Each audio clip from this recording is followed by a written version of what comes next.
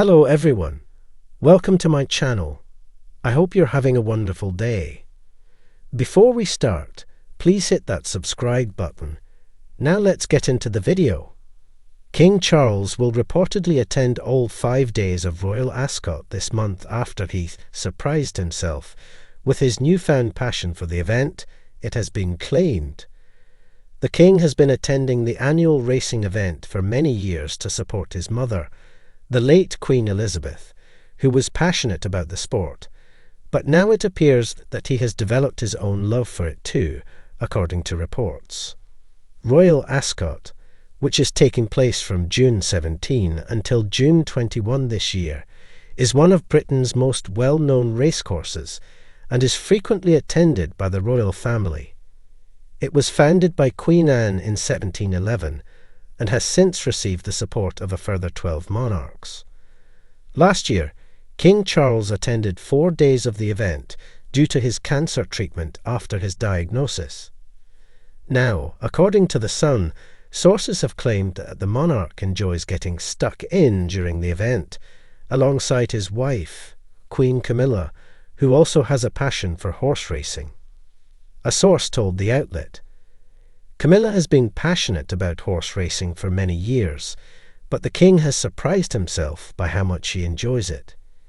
It is an opportunity to catch up with guests and show support for the horse racing industry." It's been reported that the King will have 2 horses running at the racecourse. However, this has not been confirmed yet. The outlet noted that his horse, the King's Falcon, could be a shrewd bet this year after it won at Carlisle 2 weeks ago. The latest news comes after it emerged that despite his love for racing, the King will not be on horseback for the 2nd year in a row when he attends his official birthday parade tomorrow at Trooping the Colour. Trooping the Colour is held every year as an official birthday event for the monarch, even though Charles's actual birthday is on November 14. It is one of the biggest military ceremonies of the year, featuring more than 1,400 soldiers, 400 musicians, and more than 200 horses. According to the Times, the King will instead ride in a carriage with Queen Camilla for the procession from Buckingham Palace to Horse Guards Parade and back. This June, royal watchers and racing enthusiasts alike will witness a rare sight. King Charles IV, the reigning monarch of the United Kingdom, is set to attend all 5 days of Royal Ascot, an event that has unexpectedly captured his heart. What was once a duty, performed to honour his late mother Queen Elizabeth II, has evolved into a genuine passion for the King, reshaping public perception of his reign and his personal interests. Royal Ascot, founded in 1711 by Queen Anne, is no ordinary sporting event. Over the centuries, it has grown into a national institution, a week-long festival of racing, fashion, and ceremony that draws together British high society, racing aficionados, and the curious public. It has been supported by 12 monarchs before Charles, but perhaps none have undergone such a visible personal transformation in their relationship with the event. For decades, Charles attended Royal Ascot largely as a matter of duty, accompanying his mother, Queen Elizabeth, whose love for horse racing was well known and deeply felt. But this year marks a turning point. According to insiders, what started as an obligation has blossomed into a personal enthusiasm. Camilla has been passionate about horse racing for many years, but the King has surprised himself by how much she enjoys it, a royal source told The Sun. It's become more than just a diary fixture for him. It's something he looks forward to, something that brings him genuine joy. It's no secret that Queen Camilla has long been a champion of the sport. Her enthusiasm for horse racing is infectious, and it appears to have played a significant role in kindling Charles's newfound passion. Over shared mornings at their Highgrove estate, the couple is said to pore over race cards and breeding charts, discussing the prospects of their own horses and those of their friends and rivals. The King and Queen have always enjoyed their shared interests, but horse racing has brought a fresh vitality to their companionship, another royal insider shared. They can spend hours debating the form of the runners or the tactics of different trainers. It's become a real shared hobby. It's reported that Queen Camilla has encouraged Charles to become more involved in the sports community, not only attending race days, but also supporting the wider racing industry, from breeders to trainers and jockeys. The King's decision to attend all 5 days of Royal Ascot this year comes at a poignant time. Last year, Charles was forced to limit his attendance to 4 days due to his ongoing cancer treatment following his diagnosis. His return to full participation is seen as a symbol of resilience, a statement that the monarch, despite his health challenges, is determined to fulfill both his official duties and personal commitments. Royal commentator Ingrid Seward observed, "Royal Ascot is more than just a horse racing event for the royal family. It's part of the social fabric of the monarchy. For the King to attend all 5 days shows the nation that he is feeling strong and engaged, despite what he's been through." The racing community has welcomed this news with enthusiasm. Ascot officials, trainers, and jockeys alike are said to be thrilled at the prospect of the King's full participation. His presence at the event lends it additional prestige and highlights the continued royal support for the sport. This year's Royal Ascot promises to be especially exciting for King Charles, as he is expected to have at least 2 horses running in various events throughout the week. While palace officials have yet to confirm the final entries, there is considerable speculation about which horses will carry the royal stilts. Among them, the King's Falcon has captured the attention of racing pundits. After a convincing win at Carlisle 2 weeks ago, the horse is being tipped as a shrewd bet for Ascot, offering royal watchers and punters alike the tantalising prospect of a royal winner at the meeting. There's nothing quite like seeing the royal colours cross the finish line first at Ascot, said trainer William Haggis, who has previously worked with royal horses. It lifts the whole event, and I think the King's genuine enthusiasm for the sport only adds to that.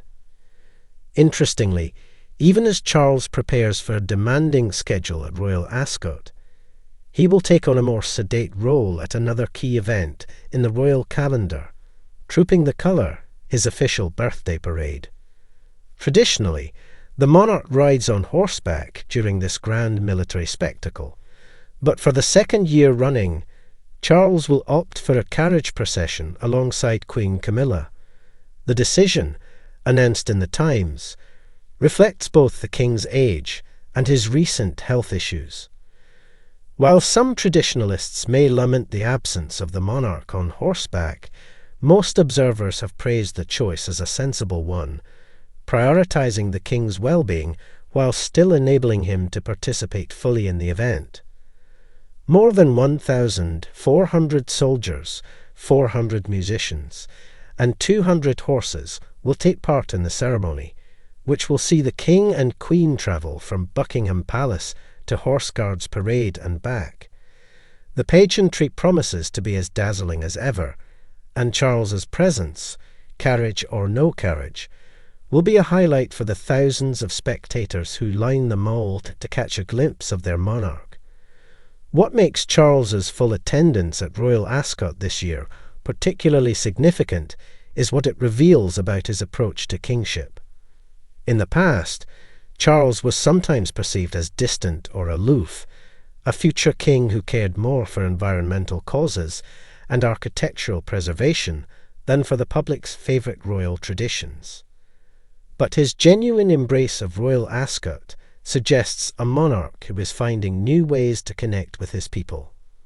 By throwing himself into the world of racing, not just as a figurehead, but as an active participant, Charles is demonstrating his commitment to the institutions that mean so much to many Britons. His visible enthusiasm humanises him, showing a king who can share in the nation's passions. It's not just about horses or racing, explained historian Dr. Anna Whitelock. It's about visibility. It's about a monarch who's present, engaged, and sharing in the cultural life of his country. That matters. Looking ahead, some insiders believe that Charles's growing interest in horse racing could see him take an even more active role in the sport's future. There is talk of the king supporting initiatives to make racing more sustainable and inclusive, causes close to his heart. He sees racing as part of the rural economy, part of Britain's heritage, but also as something that can adapt and move with the times, said a Palisade. Don't be surprised if we see the king championing reforms in the years ahead. And of course, there is the matter of the royal stud. With the late Queen's passing, Charles inherited her beloved string of racehorses. While initially there were rumours that he might scale back royal involvement in racing, it now appears that he is fully committed to maintaining and even expanding that legacy.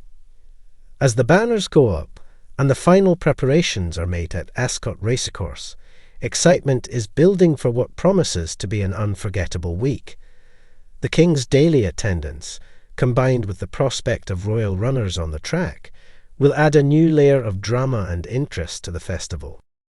For Charles, it will be an opportunity to indulge a newfound passion, to support an industry he now loves, and to show the world a side of himself that few expected, a racing enthusiast, as committed to the sport as any owner or trainer. For the public, it offers a chance to see their king not just as a sovereign, but as a fellow fan sharing in the thrills, disappointments, and triumphs of the track. In the grand sweep of royal history, Charles I's deepening love of horse racing might seem like a small detail. But in a monarchy where symbolism matters, where every gesture is watched and weighed, it is anything but trivial. It signals a monarch who continues to evolve, to surprise, and to find fresh ways of engaging with the traditions he has inherited, and with the people he serves. As the first strains of God Save the King ring out over Ascot this June, all eyes will be on the royal box.